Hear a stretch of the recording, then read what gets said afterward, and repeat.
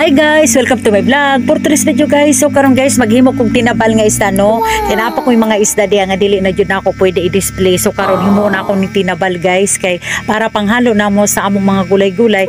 Say pod na apoy mo order, depende pod sa kanang ganahan mo kaon ani, pero para sa kuha lami jud kaayo ang tinabal nga pirit guys. Pila ka adlaw na? Bisa ko pila ka bulan. Wow, pagkaisag unong gani oh.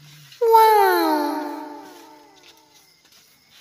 Tag 200 ang kilo. Aww. Mahal po ni tinabal ba? Ingani dahil paghimo og kuan. Kung si Jibi sabay may ginutudok ka. Yun.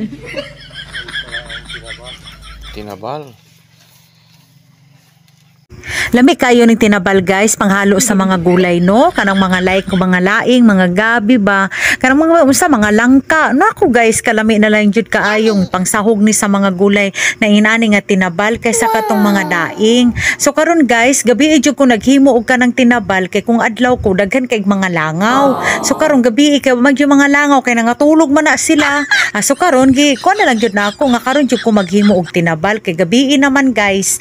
Mao ning akong gihimo ron guys, gibutangan jud ako ning daghan og asin kay ang asin ani matunaw ra na mako na pud na siya guys. Santud madugay magkalami na hinon ang tinabal.